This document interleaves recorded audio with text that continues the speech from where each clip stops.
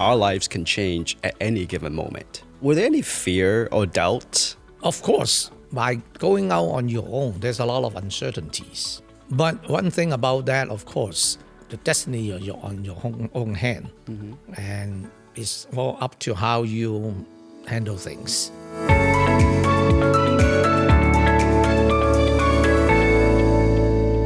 Welcome to Business Talk with Eric Chau and our brand new recording studio. Today we have Mr. Peter Yu to be with us. He's the chairman and managing principal of Yu & Associate, a specialized engineering firm based here in Elmwood Parks, New Jersey. Hi, Peter. Pleasure to have you on the show. Thank you, Eric. It's definitely great to have you on the show, Peter. In fact, I remember actually first meeting you about 2 years ago. However, I've actually known about you, your geotechnical and environmental engineering firm, Yu & Associates, as well as the nonprofit work that you have done well over 4 years ago. And one thing that I realized is that you're definitely a very prominent figure in the New York, New Jersey business community, and also, more importantly, a very well-respected figure, particularly in AAPI community space. And one thing I noticed from my interaction with you, Peter, you are an extremely humble person, and you're always willing to help. So I'm just happy that you're taking time out of your busy schedule to come into the studio and share your insights and bring value to the audience. Sure, I hope I can do that. And yes, thank you for the kind words. And I remember we met at the OCA New Jersey chapter, and where actually my wife and I have been involved in for quite some years. So you guys, I'm always admire you guys spending so much time, can dedicate your time to the community. So I would try, particularly my wife participated a lot more than me. Wow. So. Giving credit to the wife already at the beginning. That's a smart move, right? Yes. I'm taking that on. Happy wife, happy life, right? There's more truth to that, right? So let's get started. So please tell the audience who you are, right? A little bit about your firm and also your personal journey, and so the audience can get to know you better.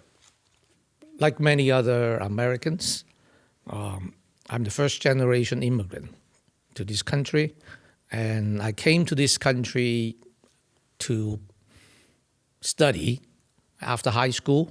I went to Texas. First, I went to Texas and get my bachelor degree in civil engineering. And then after I finished that, I went back to Hong Kong, in fact, and I worked there for 1 year. And after that, I came back for my graduate schools at UC Berkeley. And after that, then I got a couple of job offers, and they want to send me over to New Jersey. And one of them actually offered me to stay in California, but I kind of prefer the type of work better, the one in New Jersey. So I moved over to New Jersey. So since then, I stay in New Jersey until now. I joined, actually, before I started up my firm, I joined two pretty reputable firms. The first one is a big firm, and then after 4 years there, I joined another smaller firm. So in fact, it became a very good experience for me because the change from a big firm to a small firm, the way that a big firm operates and a small firm is very different. Both the operation as well as the market, the clients, and so on and so forth. Was that intentional? If going from a bigger firm to a smaller firm, so you can perhaps get more special project experience? Not really. I was not as smart at that. It's just that somehow I guess I was lucky in a sense that when I first came out, and because the first big firm was really doing those more big projects. At the time, we were doing I was involved in the last nuclear power plant design in this country. After that, that project actually never got built. and it was designed, and then it got shelved. And then after that, the company have a brick reduction in force, right? I mean, because nuclear power plant, they have a lot of budget and they need a lot of people. So after that, I was lucky enough to get onto another firm, but except this is a much smaller firm. So kind of like, it's not really I planned for it, but it just, I was lucky. And I was really lucky that I did not miss a day of work, because right after that, I got this other firm and I joined the other firm, where I have learned actually a lot of different things.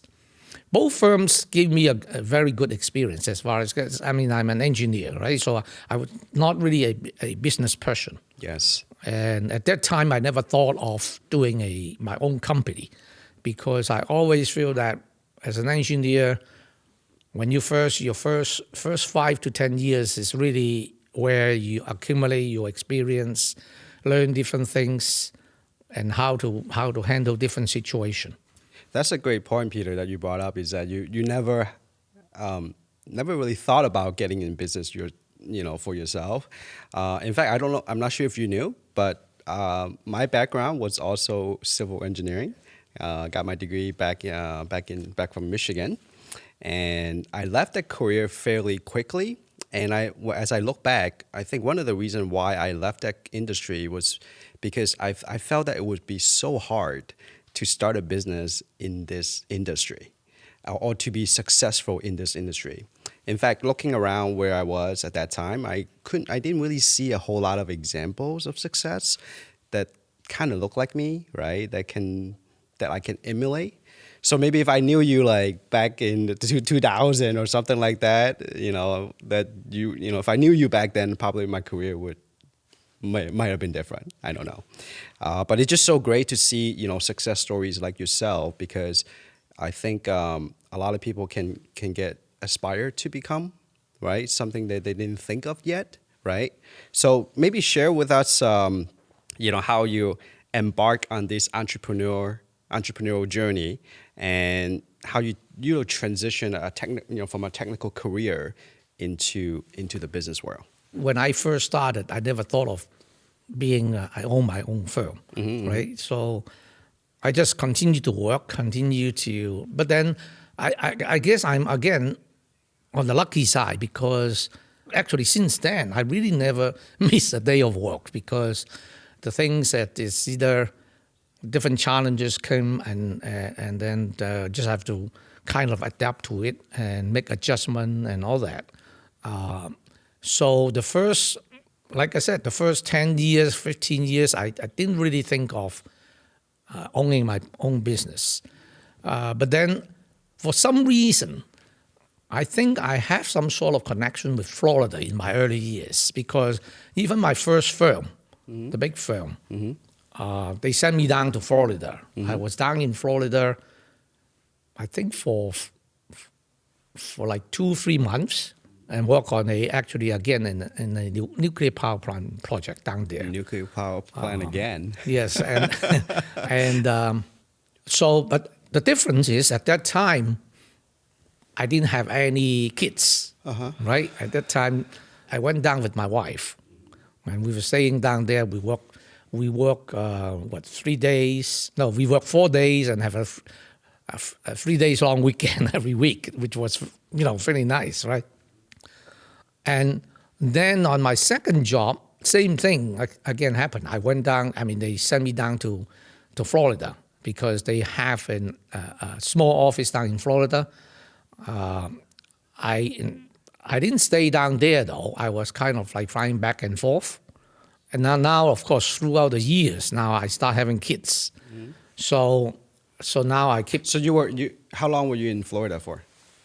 Oh, I was almost like at least 10, 15 years, because I was down there going back and forth on things, and I accumulated a lot of mileage, frequent flyer mileage.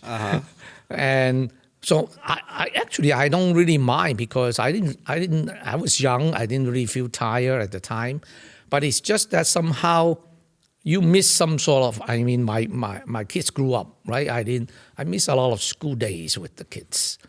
And then when I get to the point, at that point, I feel that I have significant amount of experience. And also, throughout the year, I get my license. So Your pure professional engineer license. So I kind of feel that, I can make a change.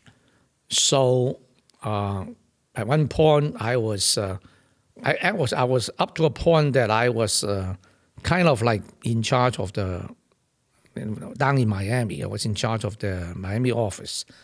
At that time already, because I was thinking about what should I do, and I was talking to my former employer. I had a very good relationship with them. So I start actually later on, we'll talk about succession plan. I start talking about building succession plan, because if I walk away, if I leave, I cannot just leave like that, because I was really holding a very important role down there. So I start getting my succession plan, somebody down there to take my place. And, then talking to my former employer and doing some research myself. And then later on, I did it. And in fact, I did it. It's not that I'm not like, I have a bad relationship with my former employer, and then I left the firm and we are kind of like don't talk to each other. No, in fact, my former employer is very supportive of me. And so that makes things a lot easier. I see. Yeah, that's an interesting point. Like a lot of people, as they are thinking about transitioning out of the corporate world, right, into their own business, having to maintain those relationships that you have built I think is incredibly critical, right? You talked about how you were actually planning for your way out of the company with your old employer. And I think as any employer, they would appreciate, right, someone like that to come to them with that kind of honesty and preparation so that they're not, left holding the bag. It is very important. In fact, relationship is a very important item that, particularly if you want to be in your own business, right? I mean, actually anything, your job and the things, you don't want to have bad relationship with people. And whatever you can, I guess they said, don't burn your bridge, right? Type of thing. And so Peter, were there any fear or doubt before you of course I'm going to set up my LLC or whatever the first thing that you did, right? Yes. Talk with us about that, like, because I think our life is based on the decisions that we make at that moment. In fact, our lives can change at any given moment. Just like think of the moment we got married, right? That's a life-changing moment, right? The day we have a child, boom, your life is changed. So were there anything like that when it comes to, starting your company, or was it like a process that you went through, like maybe you did like what do call that, Ben Franklin way, write on a piece of paper, draw a line in the middle, plus and minus? Of course, there is a lot to do that, because you have a job, right? In a way, you have a really actually not a bad job. You're doing something that you were trained for, something that you're interested, you want to do. You have a job. And by going out on your own, there's a lot of uncertainties, right? And you don't know what's going to ahead of you. But one thing about that, of course, now the destiny you're on your own hand, and it's all up to how you handle things. So yeah, there is a lot of sleepless night and what am I going to do, and particularly in the beginning, in the first 5 years of the business, it was really a very, very lot of challenges, a lot of struggle, and because in the first 5 years, first of all, when you came back, particularly actually for me too, because I work, although I did do some project up in New Jersey, New York area, but most of my work at the time, when I was with this startup firm, it was down in Florida. So now your market, your relationships, and everything, the people you know are not really, up here is not really as much as Florida. But on the other hand, I don't really want to move down to Florida. Okay, so there is a lot of uncertainty here. But once I decide to do it, I gotta do it, right? And there was first 5 years really not easy because, first of all, I do have actually significant amount of personal experience. Now, in our business, our type of business, is not just your own personal experience, because the thing that we do is usually in a project, there's a team of firms, team of companies, right? People have to know you. At the time, nobody know you and associates. And so you have to build up that name so that, first of all, you have to know what's going on now in the industry yourself. And then you have to let people know you. Mm-hmm. Because for our type of project, it's not like that. We don't sell any product. It's that, hey, we open the door and people walk in, mm-hmm. right? So what we need to do is we need to know what's going on, and we need to let other people know us. So that's the time, a lot of that. To build the first several years, is build that. And so building your Rolodex, so to speak. Yes, building your Rolodex. And in fact, you got to go to, how do you know what's going on out there? You cannot just sit in your office and wait. So you have to go out to meet people. You have to go to different functions. And I can tell you, I hate that. You don't seem to hate it, just based on all the events I've seen you at. Well, no, I mean, general event is different. You don't have any pressure, right? Yeah, it's all for fun. Right, because fun all those food. things is for fun, and you go there. But now you go to the function. Your purpose is to build your Rolodex. Your purpose is to talk to people, find out what's going on, and other people is doing the same thing, right? They are doing the same thing. But in the beginning, when you are small, when you are no name, people don't want to talk to you because they also doing their own business development, right? I mean, talking to this guy, he's new to this field.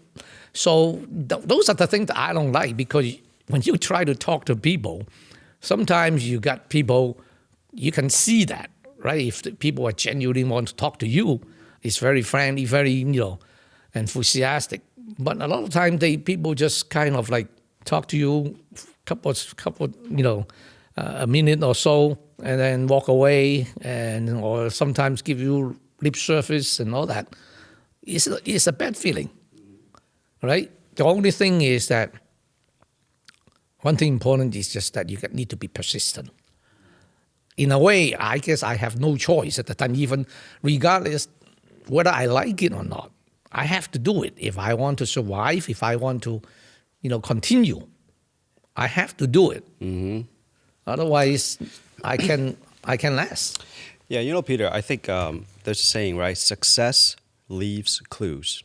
And I think what you just said is, I hope the audience really caught it, is that when it comes to being good at a job or being successful, right? It's not always about doing things that you love, right? It's doing the things, whatever that it takes for you to get to that, to achieve what you want, your standard, yes, or your expectation. So, thank you for that. I put that down. Persistent. Great. I'm glad you share that the tough moments with us here, and I hope the audience will get motivated and stay focused. Stay focused despite of those challenges. So now we're gonna pivot a little bit to the we're gonna stay in the early days too, because I think as you're building your business, right, mentorship, it plays a crucial role, right, in terms of your personal and professional development. In fact, I'll be curious to find out from you, who were some of the early mentors that you had, right, when you had your business, and how did that shape your entrepreneurial journey? And as a business, successful entrepreneur yourself, what advice would you have for aspiring professionals who are really seeking mentorship, right, to accelerate either their career growth or their entrepreneurial journey? In fact, my early mentorship is, again, primary from my former employer. The first firm I worked for is pretty much strictly technical, right? But that was my first few years. That was expected. That's what you wanted. Right. And then the second company, I also gained a lot of different technical issues. But I have the opportunity, in my second firm, I have the opportunity to work pretty much directly with two principals. Well, one is more primary and the other one is, I also get a chance to work with. And also a few others, which I work with, but not on an ongoing, continuous basis. So the good thing about get an opportunity to work in multiple supervisors, principals, because I have the two principals, they have two very different working styles. Okay. All right, so different from you or different between themselves? the two of them. Okay. So I get the opportunity of learning, different style, right? And that's really an advantage for me. And also, as my own career grew within that company, I grew up to the point where I start getting into like project management, financial things about the company, besides the technical and besides the general operation of the company. So that's why I say most of my mentor really come from my former employer. I never received formal business training, no management training. All the things I pretty much is learned from the job in a way. Trial. Yeah, first is under my mentor when in the other company. And then when I start my own, then of course it's more like making a lot of mistakes and finding out how I shouldn't do it this way and do it that. And that's how I get into the business. And again, I'm not really a business person. So it's just that because I do have that training and now I get into something like this, which is actually it's a satisfaction because when I do my job, there's a sense of satisfaction because being in civil engineering, you do something that you design or something you can see afterward. Here, this is my project, right? And when I have my own company, I can see. Although my company is not to the a pretty big company to the point is very successful or all over the country or all over the world. It's a small company, but still you see that group of staff working together. It's like a family. And it's a sense of satisfaction. Well, Peter, I think you are being very humble. First of all, when we look at you and associate as a whole, right? I mean, it's they do very significant work, meaningful work. Many award-winning projects that you and your team have done. It's a team of 60 employees. In fact, I was looking yesterday on your job bulletin. You guys are continue to hire and want to add more capacity. I think there's like 10 positions open on there right now. So if you guys are looking for a career in the geotech, look at you and associates. But it's really no small task, right? To grow from zero to even one employee, to having the one employee with you that believe in you, right? Not to mention you have 60 plus that believes in the mission of the company or that wants to be part of that culture of you and associates. I applaud you, and I think you deserve a lot of the accolades that are pointing your way. This is not, one person cannot do everything. Absolutely. It's a team effort, and it's important to, as the firm grows, it's very important to surround yourself with people better than you. so that they can help you out. And of course, we always have to work as a team together. Absolutely. Well, now we're gonna move a little bit forward to maybe we can fast forward to some of the challenges. Okay, recently, especially during the pandemic, and now coming out of the pandemic, in terms of how your industry is adjusting, right, to those world event, and what lessons did you learn, right, or what lesson did the team learn of adjusting to those type of the new world of doing business? Yeah, I think as the firm grow, of course, I myself is a geotechnical engineering in training, so I need to get different talents in different disciplines in order to, because we do besides geotechnical, we do geotech, environmental, and site civil design, right? Basically, everything's pretty related. Anything beyond the building, not the building inside itself, beyond and underneath is the foundation. You work on things that are mostly invisible from the. Well, the geotechnical is invisible, but the site design is visible. When site design is on the surface, like when you go to a site, there's access, there's parking lot, there's drainage, grading, and drainage, and things like that.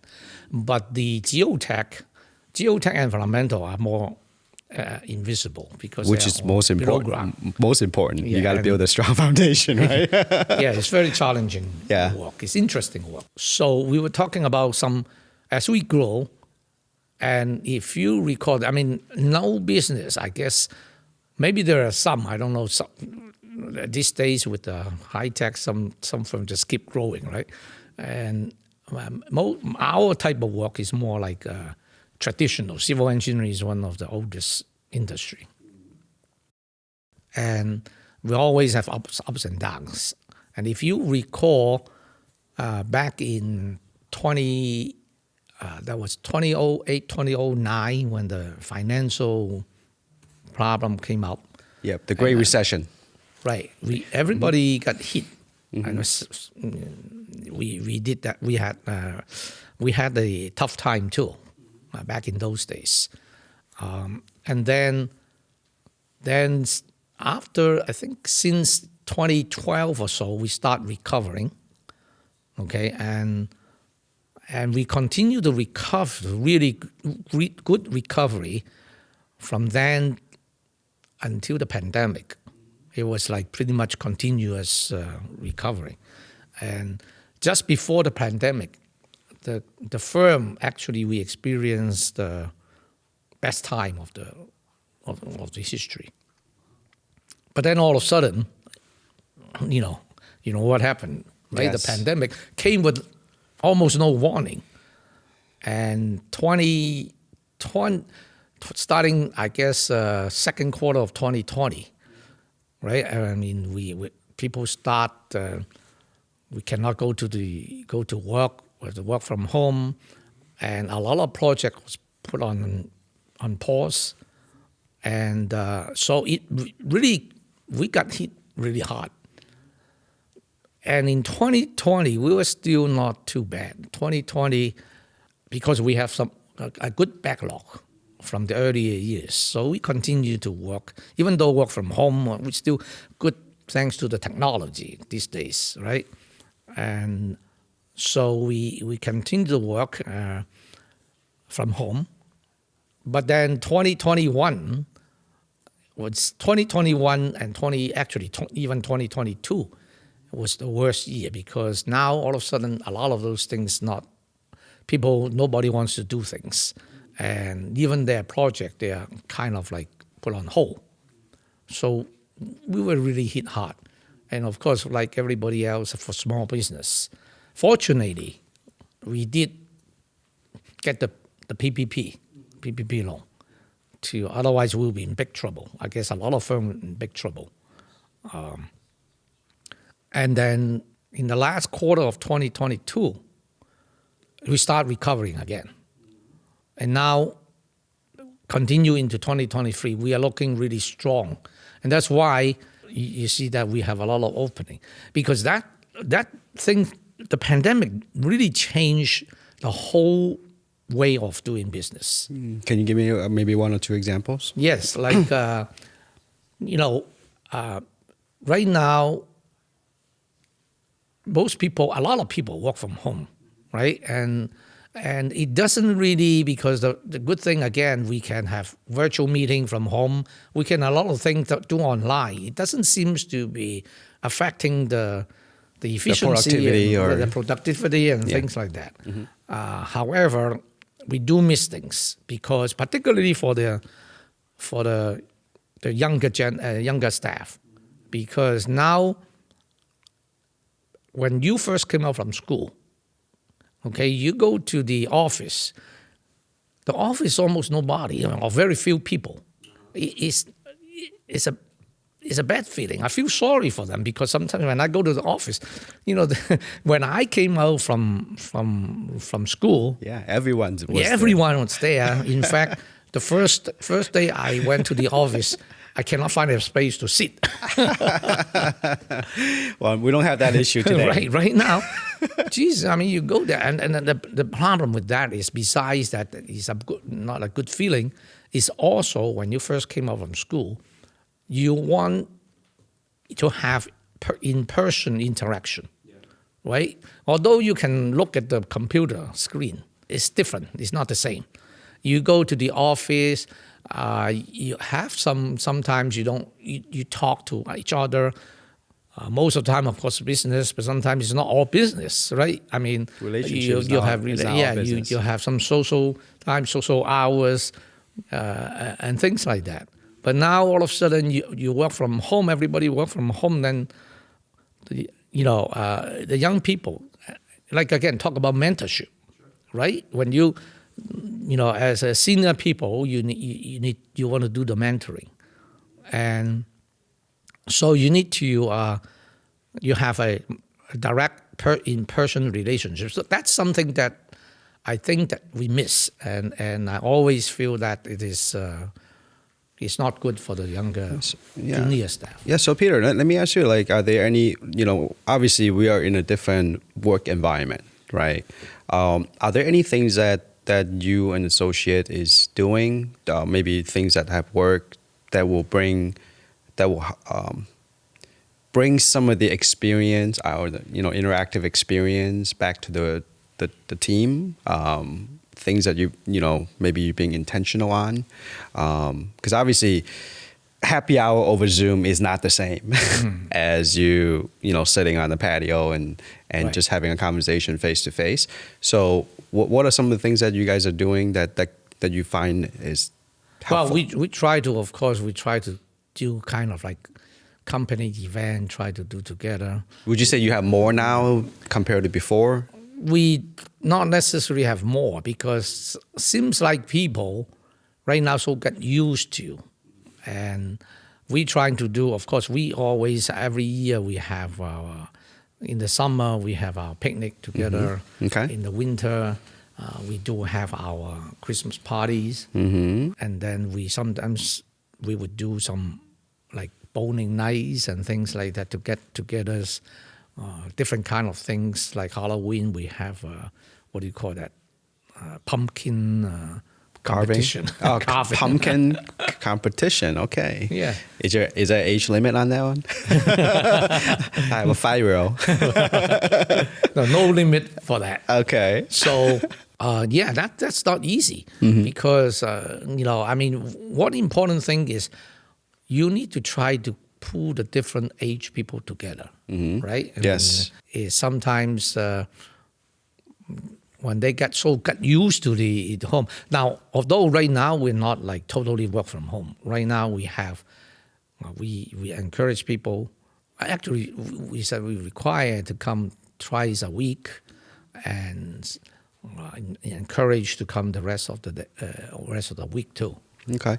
So, but in terms of like, I guess another question is, how do you plan for your real estate the size Yeah, of the office. that's the other where- thing that changed. Right. If you don't know how many people are coming in at a certain time, I think a lot of companies are struggling with that. Oh yeah, that's what we are ourselves.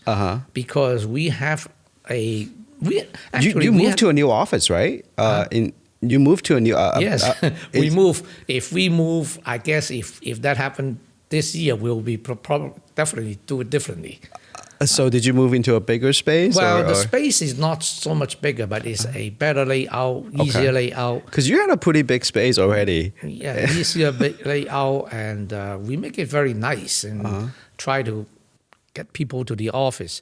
But still, I mean, I have to say though, working from home in a personal level, it's a lot easier because you save all those traffic, commute time, right? You save the commute time, and with these days with the Teams and Zooms, and it's making it more efficient. In fact, make it a lot even for our work, meeting with the client, right? A lot of times these days are more like meeting online rather than go to the office.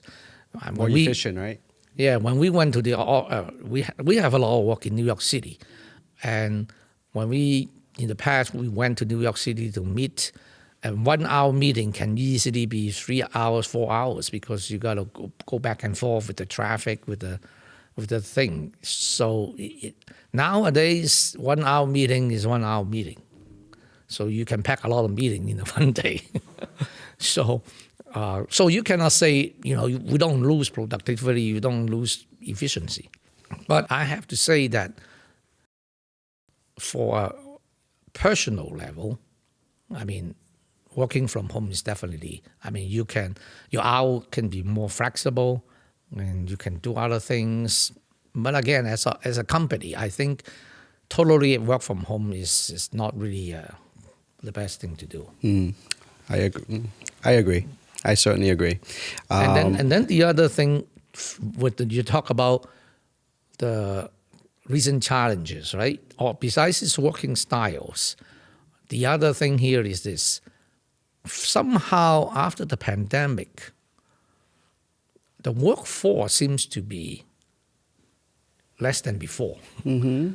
And you mean the availability of workers? We always want to recruit people. We always want to, we every year we visit universities, their job fair and things, because we need to continue to, and that's actually really part of the succession plan for a company, because you have to have the younger people to come in.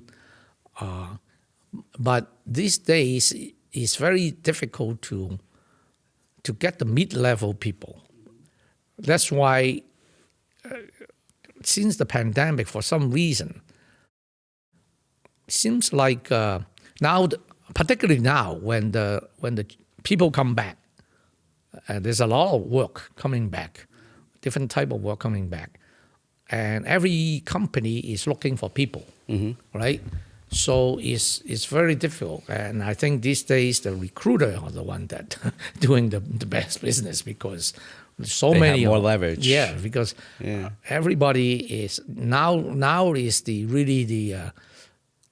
what do you call it? Not the employer have a hard time to find people, so now is a good time for the employee, because they have a lot of choices, a lot of things. So that's another big challenge these days. Hiring. Is hiring and keeping, not only hiring, keeping your own people. Because there's all over the place, people come and solicit. Everybody receive a call from a recruiter. Right. So it's a real challenge. I think that it's a good segment into our next conversation, right? Because after being really running your company for over 30 years, right? It just crossed over 30th anniversary, and as you really think about the succession of your company, You mentioned to me that you recently relinquished your position as the president of the company, and now as the chairman and managing principal of You and Associates. And I think you have a great leader coming behind you, Andrew Lang, wonderful gentleman as well. Had delightful conversations with him. So and I think this is a topic that a lot of business owners, especially nowadays, right? I mean, with the aging of the baby boomers, right? Those who have businesses, they have to think about those planning, right? So talk with us in terms of how you approach the succession planning as you reach your retirement stage, and what steps have you taken to really ensure a smooth transition of leadership within your company, and also maybe speak on ways that you're developing future leadership in your company, how you can preserve company culture, and also transferring the wealth of knowledge that you have. Yeah, actually, succession planning is a major thing for actually not only business, for any kind of organization. Absolutely. Right? If you want to continue, because every one of us, there is a limit, right? Up to a certain time, you're going to have to come down, and somebody has to take over. Yeah. And that's what things that we could plan for, right? But there are also things that we cannot plan for. You know, who knows we're going to be here tomorrow, right? So it's not just for those who are going into retirement, by the way. This conversation is for really everybody that owns a business. Yeah, that's why it is succession planning. It's just like, it's pretty much tied to your staff. These two things are the key, particularly for us, for professional firm. You know, because our business, we don't we don't manufacture a cup, we don't manufacture anything. All we do is we provide service, right? It's our staff. So your staff and your succession planning is pretty much tied together. Succession planning is actually a continuous thing. And if we say, hey, you know, I want to do my succession planning, say I have only 3 years, 5 years to retire, you don't have enough time, and you cannot plan the succession planning at the end, or when you are want to step out. So when you say continuous thing, meaning you have to identify your the key people when you start recruit people, right? And even from the very junior people. And of course, you want to give them the best opportunity to learn, to gain experience. You treat them well and that's their career here. They have to take the job as the career rather than just a job, so that they can stay with you. First, identify the persons that you believe it is potentially the person. Identify them early, and then of course give them the best opportunity and let them perform. And sometimes we have to kind of empower them to do things. Sometimes one of the things that we are too concerned. I know that I did that way. As I came up from a project engineer to a project manager and I have people, because in the beginning we work on our own. We report to our supervisor. Yes. As our own career grow, now somebody else working under you. And sometimes the transition is you always don't feel comfortable, because you always feel that the people helping you, maybe they are not good enough, or maybe they don't know how to do things, right? You're afraid to let them do it. But I think what we need to do is to see, to me, as long as the person, again, for professional service, if they have a good background, good training, they have brain, head, how they think. All these other things, skill set, experience can be accumulated as long as they can think the right way and you give them the direction. So at one point, you got to empower them to do things. You cannot just say, I hold on to, always worry that they can, people make mistakes. But, you just have to get the mistakes and then you learn more, or you would remember more if you make the mistake yourself. The only thing I do want to caution for our business, one thing is that we have to be very careful, although I said to empower them, but one of the things that we got to be careful is because we have a lot of liability in our type of business. And that's something that you want to make sure you get enough training for your people. Because when we go to school, we never learn about those things. Just like business management, we never learn business management in school. We never learn, the legal aspect of things or the liability of stuff. Okay, so the first point is picking or selecting the key people that could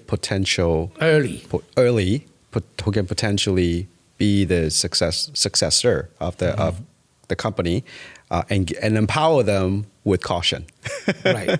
And what would be the second point that when it comes to succession planning? And then, of course, besides the one that, like let's say if you're a business owner, you're the first generation, then you identify your second generation. But at the same time, you continue to identify the lower generation. Gotcha. Because that... It's like building layers of leaderships. Yes, and then, because it takes time. Yeah. It's not like that. A good engineer, an excellent engineer, does not necessarily mean that this engineer can take up a company and run.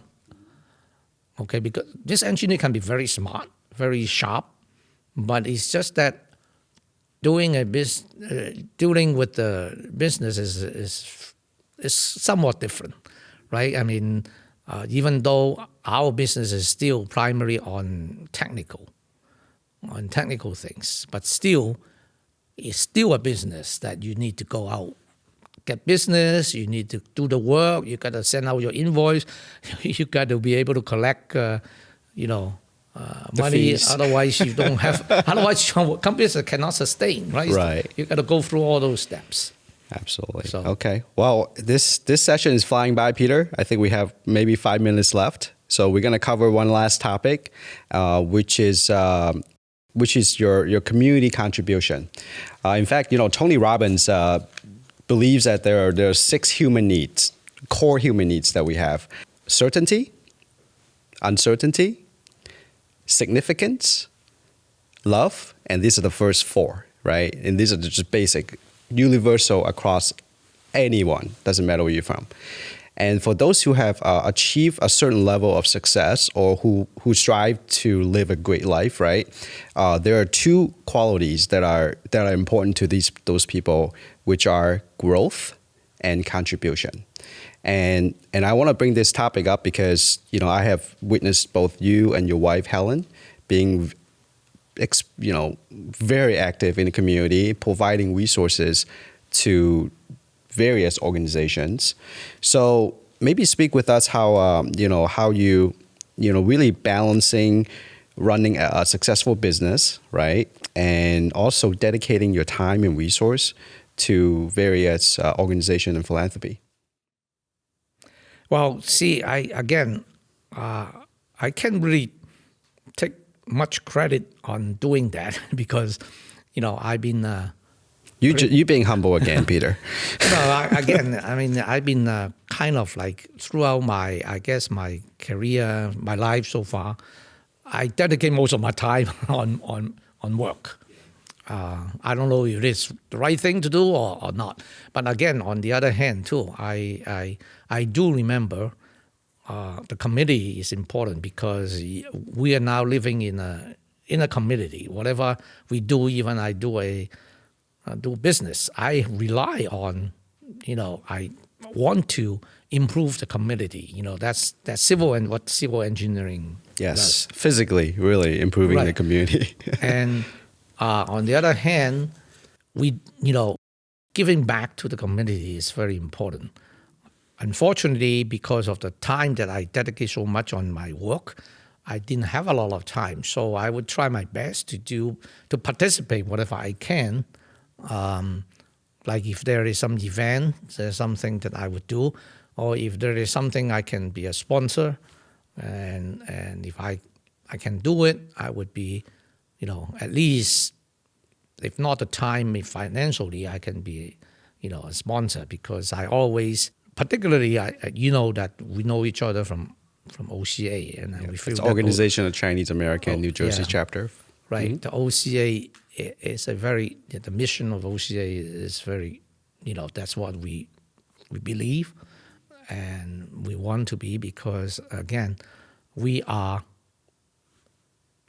Asian, right? I mean, from Asian, there's always some barrier that we need to go through, and we need to help each other out. And again, like I say, my wife participates quite a bit. Right now she is not on the board, but I think several years ago. She has served enough time Yeah, she was there. in the past. So But now, I mean, we're lifetime member with OCA. thank you. So we continue to participate whatever, things we can do. I think this session will be watched by many OCA members. So, well, we're coming to an end, Peter. But there's one question I really have to ask for the audience, right? And let's say if somebody ran into you at a local coffee shop or tea shop, whatever that is, and then, oh, that's Peter Yu from Yu and Associate, and I'm an engineer too. Maybe one day I want to start my own company, right? What would be one or two, right, advice that you can give to this gentleman or lady who has the aspiration to become an entrepreneur? Yeah, I mean, I guess, like I said, I think I mentioned before, just if you want to be a business owner, okay, don't give up easily, persistent on things. Mm-hmm. And because you're going to face with a lot of difficulty, particularly in the beginning. Does it get easier? Well, later on, it does get easier. Right? That's the good news. Because that's good. Yeah, we want to. It will get easier, because in the beginning it is difficult, mm-hmm. And so you want to do your best. Don't give up. And also, if you are in professional business, there's a lot of different things in professional business. At least my philosophy is do what you can do best. Do what you can do best. And because this is what you get training. And I don't mean that you cannot get into other things, but when you get into other disciplines, because yourself do not have that kind of training, you got to surround yourself with other talents. In fact, the people who are smarter than you, it would be even better, because they are into different areas. They have different training. They can help you out in different areas. And then you work as a team. Mm. So same concept as mirroring up, you hire up, right? Right. Wow, great points. Peter, this session just flew by. I hope it feels the same way for you. Yes. First time I got onto this thing, I thought that it's going to be difficult. Well, Peter, it won't be the last time. I can assure you that. So thank you so much for being with us, Peter. Appreciate your time and your resource, and we look forward to seeing you on the next show. Hey guys, this is a wrap. Be sure to follow us on social and subscribe to our podcast channels such as Spotify, Apple Podcasts, and turn on the notification on YouTube. And we'll see you next time.